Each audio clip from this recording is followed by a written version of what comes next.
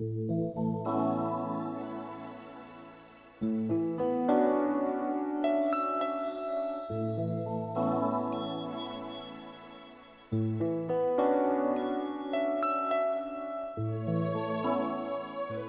evening, everybody.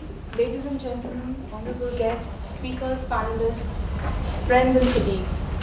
It's my great pleasure to have this great evening today with the MENA Center for Investment. We have signed an MOU, the IPF and the MENA Center for Investment signed an MOU in 2010 where we agreed to collaborate on a number of initiatives including seminars, training programs, research and others. And we have kept up to it, thanks to Hana and Wahida. This is our second seminar in a year. The last one was on SME financing and job creation. And this year we are very proud to have Professor Sudhakar Raju with us. Professor Sudhakar Raju is the Miller Chair of Finance with the Hillsburg School of Management, and he also has a secondary appointment with the Kennedy School of Government with Harvard University. Professor Sudhakar Raju comes to Bahrain every year for one particular important program which he delivers on behalf of the Central Bank of Bahrain, which is called the Series 7 Investment Representative Program. This year we managed to extend his stay for two very important seminars, one which is this particular evening's and the next one will be with the Chartered Accountants Institute of India on the 12th of June in Crown Plaza. Professor Raju will be talking about the debt, deficits and financial crisis, the Euro dilemma. He'll be walking us through a fantastic history of these crises. And he'll be pointing out to some great instances and showing us and reminding us of events that have happened through his history on and off, but we've just forgotten them. And how every time that they have occurred in some similar patterns. He will be talking about the Eurozone in particular and will walk us through this fantastic presentation. Thank you.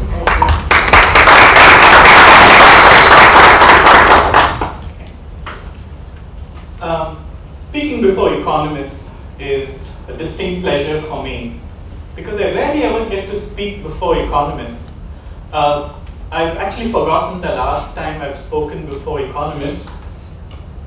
Most of the time I end up speaking before portfolio managers, hedge fund managers and risk managers because I've kind of strayed a little bit from the field of economics. So perhaps I should tell you a little bit about my own background with regard to economics. I actually started out as a PhD student in an economics program, and in the very first year of the PhD program I took 6 courses in economics.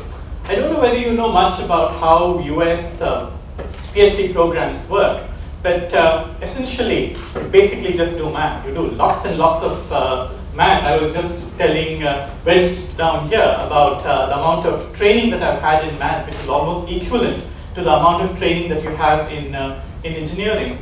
In the first semester, I took Math for Macro and Econometrics 1. In the second semester, I took Math for Micro 2, Math for Macro 2 and Econometrics 2.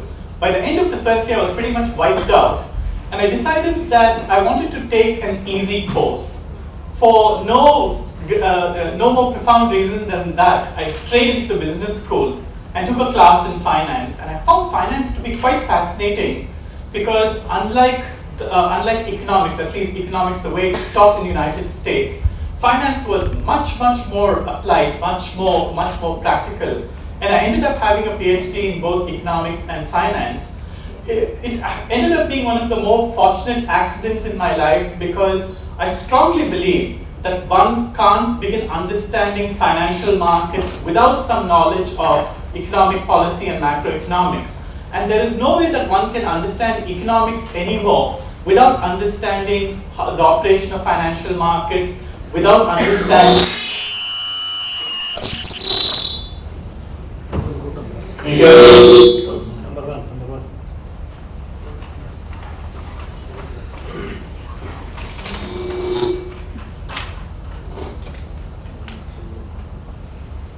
Okay.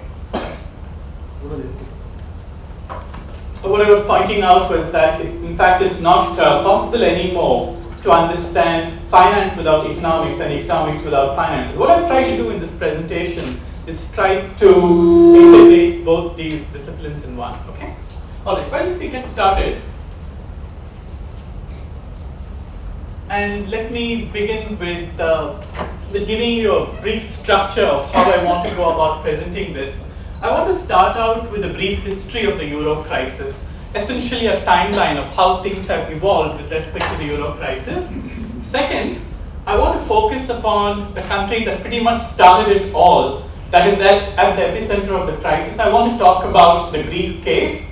Finally, I want to talk a little bit about the causes of the Euro crisis, and then, most importantly of all, I want to talk a little bit about the policy errors that really have resulted in this crisis, which is, in my opinion, quite avoidable, and then some of the systemic problems with the Euro system.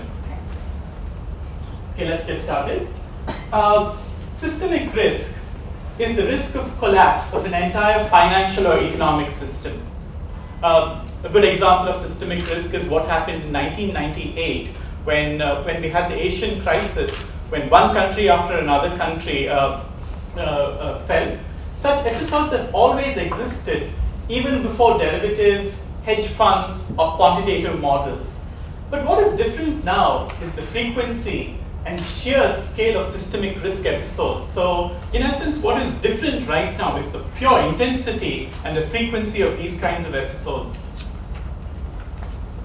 While derivatives were at the heart of the financial crisis of 2007, the crisis in Europe today has little to do with derivatives. The current debt crisis is a symptom of Europe's economics problems. It is not the primary cause of it. And what I mean by that is it's useful to think of the debt crisis as being like elevated temperature for a patient. Elevated temperature in a human being is a symptom. It's not the cause of disease. The current debt problem that we are having is really a symptom of a deeper kind of problem. A deficit is essentially the difference between revenue and spending. So to use some very simple numbers, imagine that you have a country whose spending is, whose revenue is $100 million. If its spending is $125 million, then its deficit is essentially going to be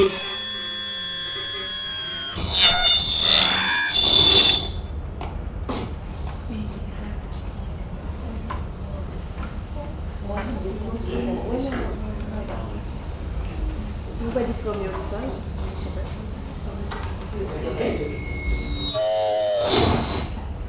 Do you think the handheld mic is better, Sudhakar? that was handheld.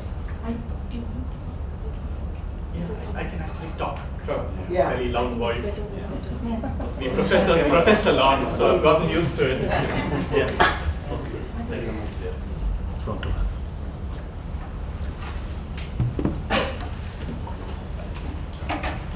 Okay, I was defining a deficit, and a deficit is essentially the excess of spending or the excess of expenses over revenue. Now, the financial crisis led to increased spending at a time when tax revenues were declining. Here's my attempt at making PowerPoint a little bit more snazzy. So let's suppose that spending goes up, okay? And that's essentially what has been happening in the financial crisis. You have a lot of governments increasing spending. Revenues fall during a financial crisis because tax revenue ends up declining. So if spending goes up and revenues come down, the cumulative effect is going to be an increase in the deficit. Okay? This is, at its heart, the essential reason why we have a deficit crisis in Europe. Spending has been going up. While revenues has been coming down, and the result is that deficits have been going up. The imbalance between revenues and expenses is at the heart of the current debt crisis in Europe. An underlying reason for the periodic recurrence of financial crises, booms and busts has to do with the natural operation of a capitalist system. Financial crises are driven by a self-perpetuating, inexorable cycle of economic links. And it's important to understand that financial crisis is not a recent phenomenon. It has existed for hundreds of years. The first financial crisis actually dates all the way back to 5 BC, 5 years before Christ, back to the age of Pericles in Greece. Here is a schematic of how a bubble would develop. Suppose a bubble develops. Okay? A bubble typically develops either in the stock market or it can develop typically in a real estate sector. So asset values go up. When asset values go up, this means that the portfolio holdings of banks, bank holdings of stock, bank holdings of real estate also go up. So credit expands, the pool of credit expands for banks. So credit expansion fuels further increases in asset values. So the larger the portfolio that banks have in terms of real estate assets and stock market assets, the greater the amount of credit that they have at their disposal, further increases in credit, and the cycle keeps continuing until either the central bank steps in, or some form of monetary authority stops in to stop the crisis. Okay, questions up to this point? Observations, questions? Sure. If you go to you said the bubble will develop at this point, but what develops bubble? Bubble. Typically, I think what has caused the bubble to develop is a very easy monetary policy. For the last 10 years, interest rates have been exceptionally low. Currently, does anyone know what the 2-year treasury note yield in Germany is? 0.606. I thought it actually had gone to 0% at one point, completely upending all notions of the time value of money. Yeah, but 0.06% is basically what, 6 cents on $1,000? 6 cents on essentially close to zero. For all practical purposes, basically what's happening is that the treasury note in Germany is performing a custodian function. It's really not a reward on money at all. Right?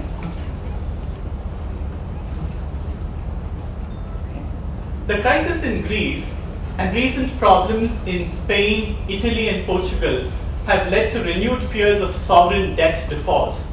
Governments defaulting on their debt is not a recent phenomenon. Such defaults have been common for hundreds of years. Most countries have defaulted on their debt at least once, and several have been serial defaulters. And this is one of my favorite quotes: "Those who do not remember the past are condemned to repeat it." Here is a history of international debt defaults.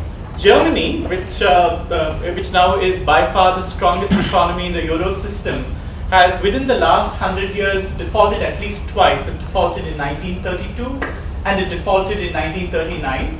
Greece defaulted in 1932, and then Spain has been pretty much a serial defaulter during the 19th century, defaulting in 1809, 1820, and so on. Then the world champion in terms of debt defaults is certainly Venezuela, which has defaulted many, many times.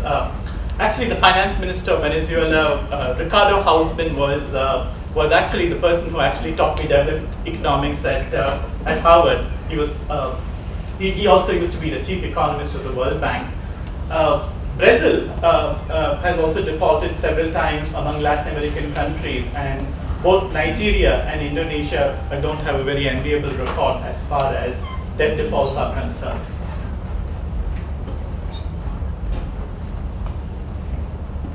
Here's a wonderful quote from a book by Carmen Reinhardt and Kenneth Rogoff called "This Time is Different: 8 Centuries of Financial Folly." And the book actually traces financial crises all the way back to the Roman Empire. What Reinhardt and Rogoff point out is this: the essence of the "this time is different" syndrome is simple. It is rooted in the firmly held belief that financial crises are things that happen to other people in other countries at other times. A highly leveraged economy can unwittingly be sitting with its back at the edge of a financial cliff for many years before chance and circumstance provoke a crisis of confidence that pushes it off.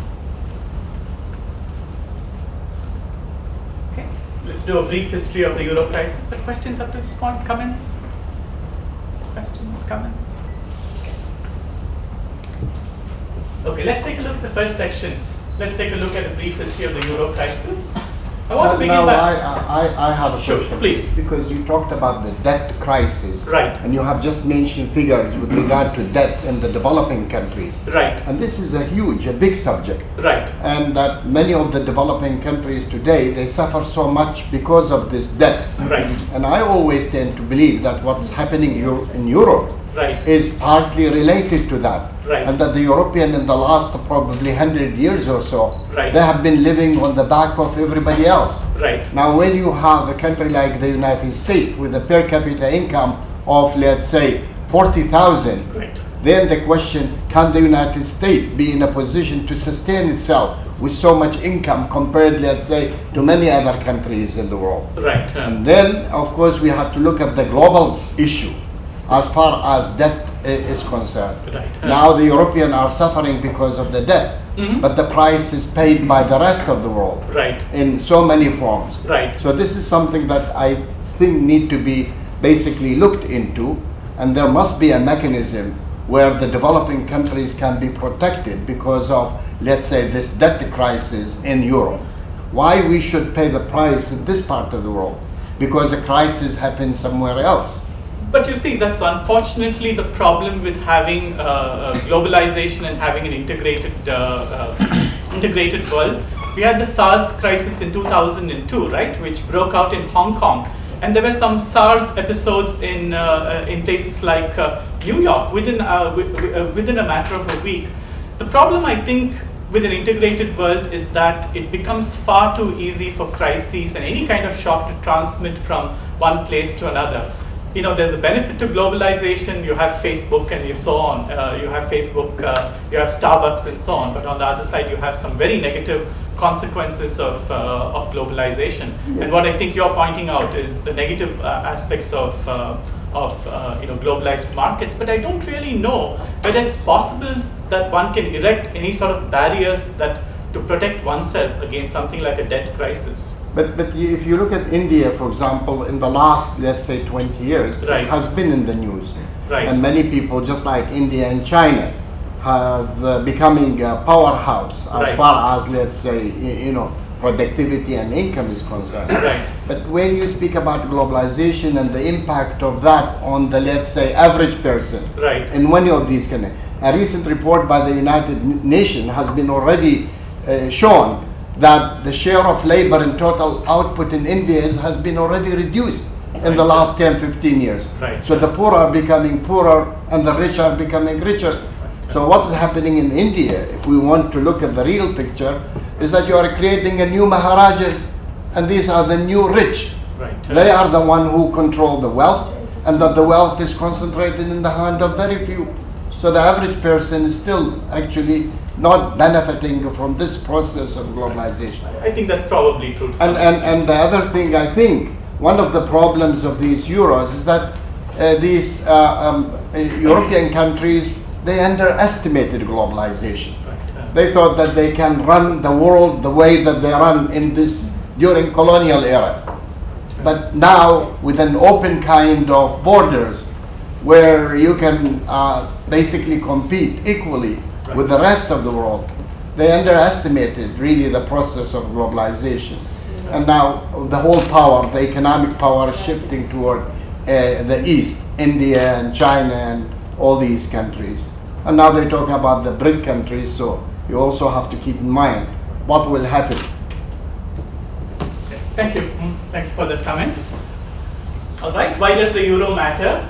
The formation of the Eurozone represents nothing less than an experiment in world government, bringing economic stability to a region with a terrible history and the epicenter of 2 world wars.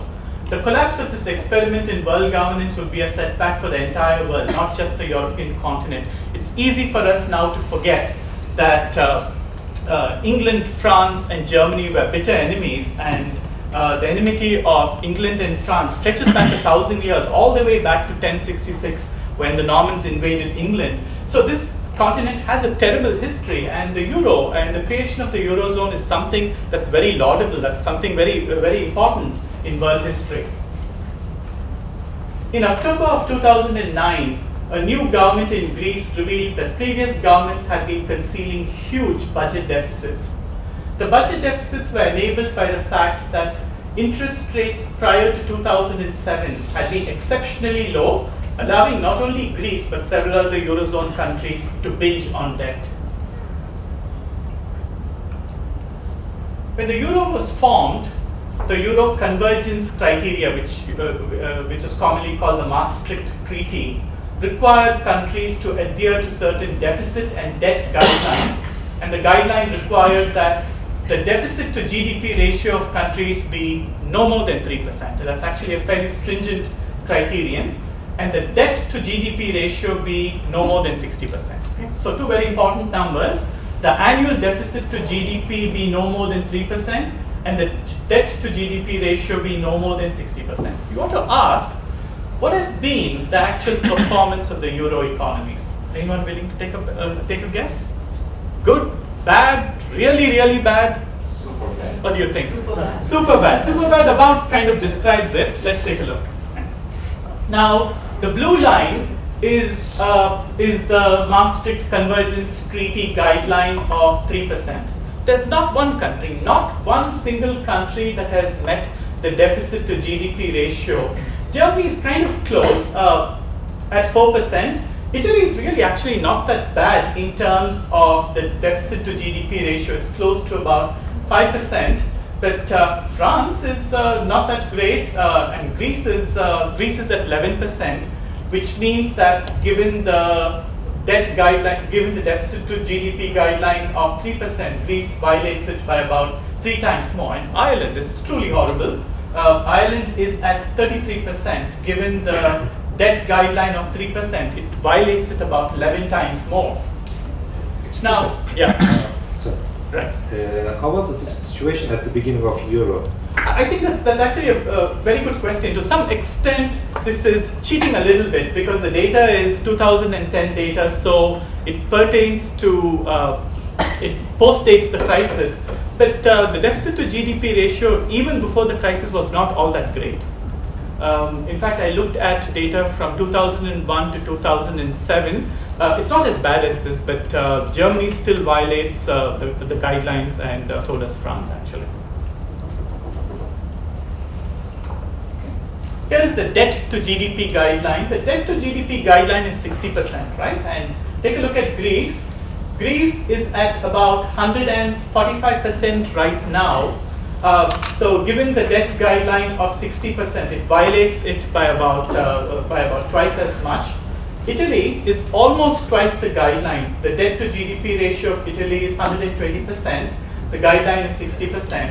Ireland is bad, Portugal is bad, and the entire Eurozone average is about 85%. Germany violates it, France violates it, UK violates it, and Spain doesn't do too bad a job. It's just under the guideline. The unenforceability of the EU Pact. The Euro Pact has been essentially unenforceable, and I think that's what the previous 2 slides essentially highlight. Ironically, France and Germany, the strongest proponents of the euro, both ran deficits that were excessive by the EU definition. Among the euro countries, Greece was one of the worst violators. In addition to notoriously lax fiscal management, Greece had a history of falsifying economic data. In October 2009, a new government in Greece revealed that prior governments had been concealing huge budget deficits. By the spring of 2010, Greece was unable to borrow on the open market. At one particular point in time, the treasury yield on Greek bonds went to about 35%. The European Union, ECB, European Central Bank, and IMF put together a bailout package. In return, Greece was required to slash public spending and begin austerity programs. Here is a calculation that I actually did about 2 years ago, and I think of this as being like a heuristic. A heuristic is a rule of thumb. It's a very simple kind of calculation, but I think it convinced me even 2 years ago that there was virtually no chance that Greece would be able to escape the debt trap, that it was almost certain to tip into bankruptcy. Here are the numbers, and the numbers are, you can see the approximate signs down there because none of these numbers are very reliable. The GDP for for Greece about 2 years ago was $356 billion. The growth rate from 2001 to 2007 is 4%. Currently, the growth rate in Greece is closer to about -10%, so that's a fairly generous growth rate. Now, the amount available to finance debt, I simply multiplied 4% by